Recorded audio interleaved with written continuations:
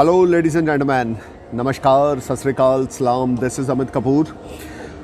दोस्तों, आज video start करने से पहले मैं आपको एक बहुत दिलचस्प कहानी सुनाने जा रहा हूँ और आप प्लीज़ इस कहानी को गौर से सुनें, क्योंकि ये आपकी ज़िंदगी में आपके लिए बहुत हेल्पफुल होगी। एक बार एक धोबी होता है और वो भगवान शिव का बहुत बड़ा भक्त होता है। उसके पास खाने के लिए पैसे नहीं होते, बड़ी मुश्किल से उसके घर का गुजारा चल रहा होता है, लेकिन वो रोज़ सुबह फूल लेकर या बेलपत्र लेकर भगवान शिव के मंदिर शिवलिंग जाता है और वहाँ पर जाकर भगवान शिव को फूल और बेलपत्र चढ़ाता है। ये करते हुए तकरीबन उसकी आधी ज़िंदगी निकल जाती है। एक बार क्या होता है कि पार्वती माता भगवान शिव को बोलते हैं कि प्रभु, आप सबकी सुनते हो, आप तो भोलेनाथ हो, आपकी अगर कोई 5 मिनट भी भक्ति करता है तो आप उसको खुश कर देते हो। तो ये बेचारा तो बड़ी देर से, बड़े सालों से आ रहा है, इसकी तो आधी ज़िंदगी निकल गई आपकी पूजा करते हुए, लेकिन इस बेचारे के पास 2 वक्त का खाना खाने के लिए भी पैसा नहीं है, उसके लिए भी उसको हार्ड वर्क करना पड़ता है, तो उसके घर का चूल्हा जलता है। तो भगवान शिव ने पार्वती माता को बोला, देवी, इसकी किस्मत में कुछ भी नहीं है, जो ये कर रहा है बस यही है। अब माता पार्वती ने फिर ज़िद करी कि नहीं, आप तो प्रभु हो, देवों के देव, महादेव हो, इसके बारे में कुछ सोचो। तो भगवान शिव ने फिर बोला कि देवी, इसकी किस्मत में यही है, जो कर रहा है इसको करने दो, आप निश्चिंत हो जाओ, ये अच्छा चल रहा है अपनी ज़िंदगी में। अब माता पार्वती ने भगवान शिव को फिर तीसरी बार बोला कि प्रभु करो, ये कुछ करो, चमत्कार करो। अब बीवी का कहा तो धरती पे किसी ने नहीं टाला, तो भगवान शिव ने भी जब तीसरी बार फिर उनकी पत्नी यानी पार्वती माता ने बोला तो भगवान शिव को करना पड़ा। भगवान शिव ने क्या किया, वो धोबी मंदिर से अपने घर जिस रास्ते से जाता था, रास्ते में पगडंडी आती थी। उस पगडंडी पे भगवान शिव ने एक थैला सोने का, अशर्फियों का भर कर उसका मुंह खोल कर पगडंडी पे रख दिया कि ये बंदा यहाँ से निकलेगा और सोने की चमक को देखेगा, उठा के ले जाएगा, ये तो साहूकार बन जाएगा। भगवान शिव ने अपनी तरफ से अच्छा सोचा, तो वो धोबी उस पगडंडी के पास पहुंचा, उसने आंखें बंद करी और बोला, हे भगवान शिव, मैं रोज़ इस पगडंडी से आंखें खोल कर निकलता हूं, आज मैं इस पगडंडी से आंखें बंद करके निकलूँगा। अगर मैं गिर गया तो मैं समझूंगा मेरी भक्ति व्यर्थ गई, और अगर मैं बच के निकल गया तो मैं समझूंगा कि मेरी भक्ति आपने स्वीकार करी।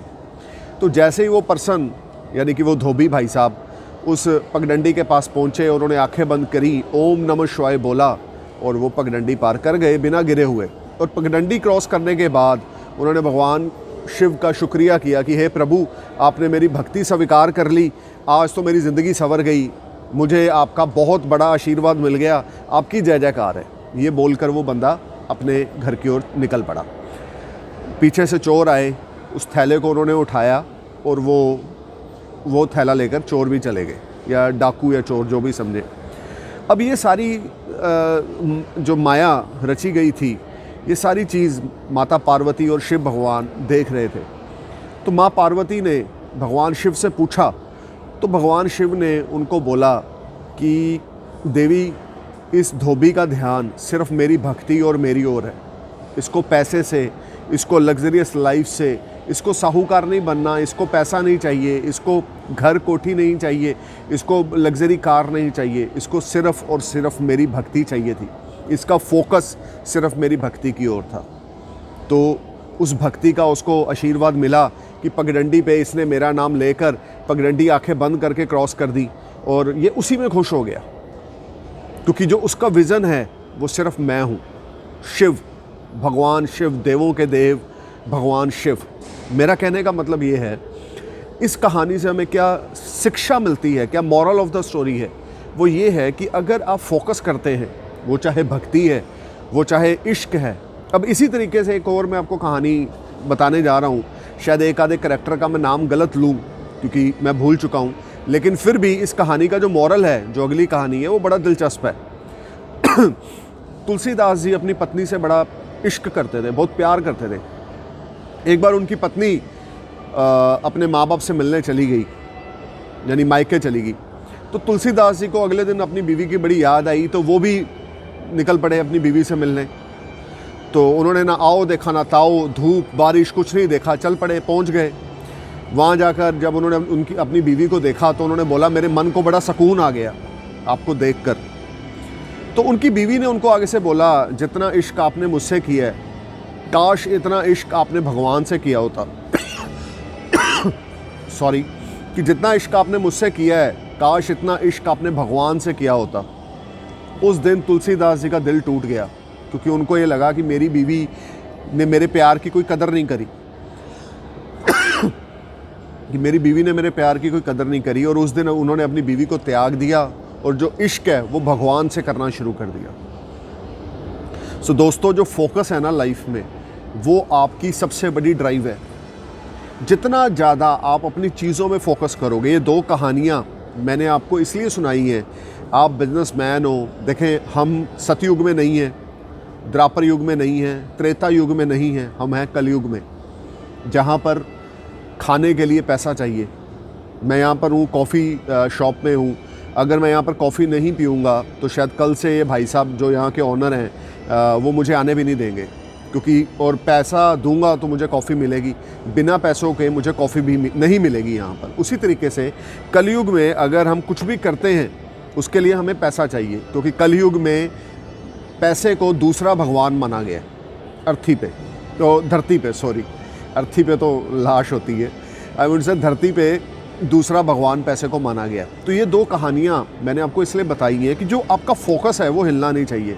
आप डॉक्टर हो, आप इंजीनियर हो, आप लॉयर हो, आप जज हो, आप इंडस्ट्रिस्ट हो, आप शॉपकीपर हो, आप जॉब करते हो, आप आईटी में हो, आप डॉक्टर हो, आप इंजीनियर हो, आप कुछ भी हो, आप ऑटो चलाते हो, आप रिक्शा चलाते हो, जहाँ पर आपका फोकस हिला नहीं सॉरी,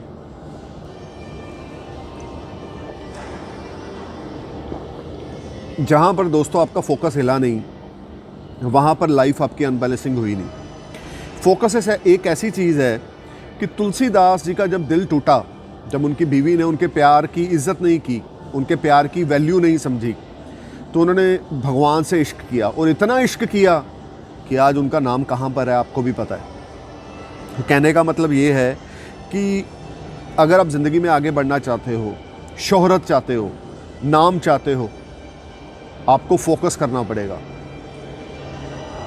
आप भक्ति कर रहे हो तो उसमें फोकस है, आप क्रिकेट खेल रहे हो तो उसमें फोकस करना पड़ेगा, बॉल की ओर देखना पड़ेगा, तभी आप शॉट लगा सकोगे। जब तक आपकी आंखें बॉल पे नहीं होंगी तब तक आप अपने बैट से बॉल को हिट सही तरीके से नहीं कर सकेंगे। तरक्की करने के लिए हमारा फोकस होना बहुत ज़रूरी है, और ये एक सबसे बड़ा सीक्रेट है आपकी कामयाबी का।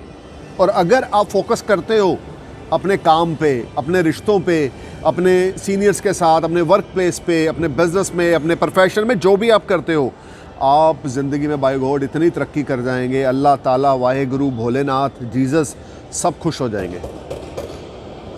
कैसे खुश होंगे? क्योंकि आप फोकस कर रहे हो, आप अपना बेस्ट कर रहे हो। आप पेशेंट हो, डॉक्टर के पास गए, डॉक्टर आपकी पल्स चेक करेगा, आपका फोरहेड चेक करेगा, आपका देखेगा टेम्परेचर तो नहीं, वो भी आप पे फोकस करेगा तो उसको आपकी बीमारी का पता लगेगा। फोकस एक ऐसी चीज़ है जो आपको तरक्की के पास लेकर जाती है। इस फोकस को हिलने ना दें अगर ज़िंदगी में कामयाब होना है तो। Thank you for watching my video. नमस्कार, सत श्री अकाल, जय हिंद।